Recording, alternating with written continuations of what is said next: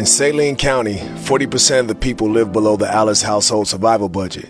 I traveled down there to visit with the individual who falls within, but is not defined by this category, Frank Nash. Now, I'm unsure if he ever had preacher, motivational speaker, and aspiring author on his life's bingo card, but he's here now. And to this proud husband, this is great news, as his story started out in a much different place. I grew up in an abusive home. I dealt with a lot of physical and emotional abuse. So I really felt kind of ostracized at a young age. How'd you cope with it?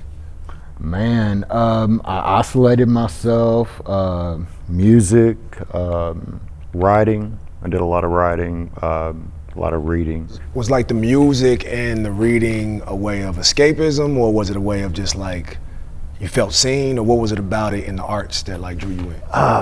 Man, I could just lose myself in it. Like the stories, like I listened to a lot of hip hop, I listened to a lot of rock and alternative, and just the stories that I heard, I identified with. As far as the books, man, like I said, it was just a way for me to not be in this miserable place that I'm in at the moment. And so, yeah. For sure. And any other type of ways of coping, or how you made it? Drugs and alcohol. For sure. Yeah. I found drugs and alcohol at about 12, and that was a way I figured out that if I didn't go to bed or if I passed out, then I didn't have to cry myself to sleep. I didn't have to deal with the depression, the anger that I dealt with. So did you have any particular low points? And if so, how'd you deal with them? And also, were there any points where it was like, I need to turn some things around? Low point, at 9, I found out that I was adopted. And for a 9-year-old to just bust something on them like that, you know, out of anger, my adopted mom, then that was pretty traumatic. And that was kind of when my world really shifted. Any other points in your life? In the summer of 2015, I tried to commit suicide. Gotcha.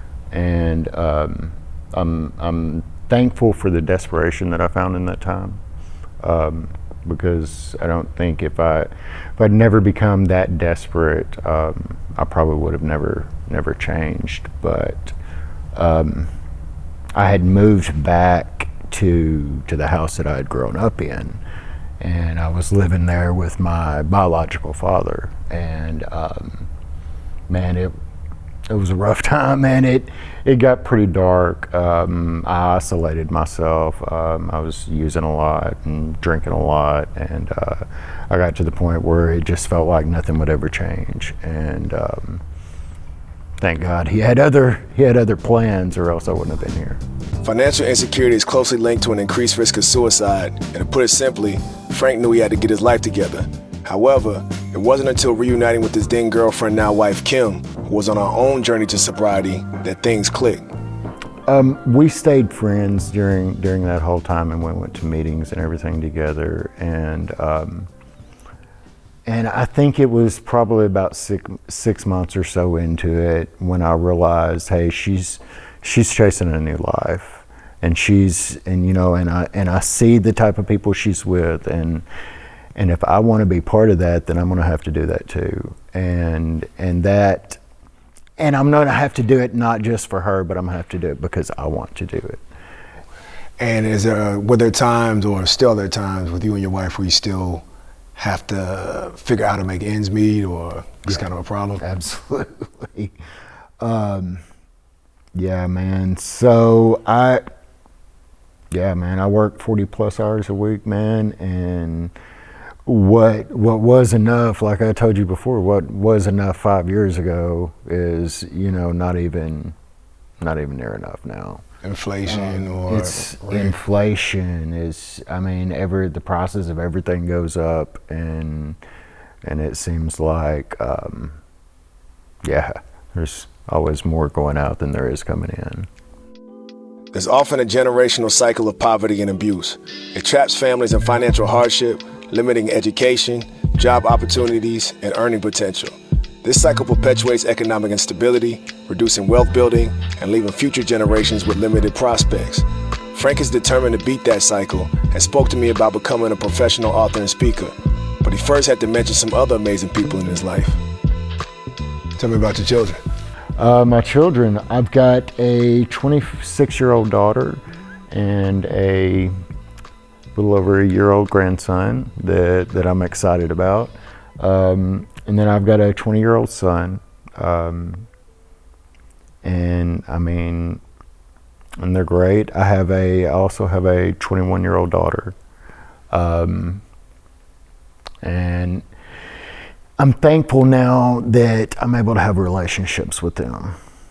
I didn't have relationships really with my parents, so trying to learn what those relationships should be like and trying to build trust with them, I think has been very rewarding for me. In that vision of being an author, public speaking, where would you like to go with it? Man, I would like to be able to do it full time. I would like to give, I give 40 hours a week to do, in which it's good stuff and it's an honest living, but if I could give 40 plus hours a week to this, then how could I affect other people's lives? So that's my ultimate goal, I guess. And if you didn't have to spend so much time and energy just to make ends meet now, what other ways you think would impact your life and you have an impact on other people's? Well, first and foremost, more time with God, more time working on my own recovery. Secondly, more time with my family.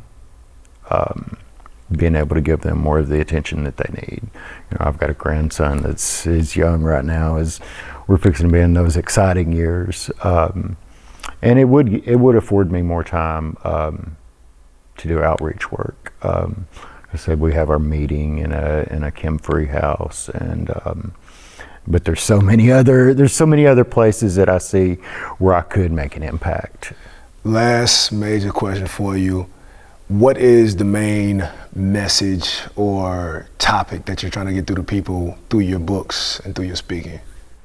My main message is that my past does not define who I am now. Message received, Frank, and looking forward to the new positions you're aiming to achieve. Till next time, yeah.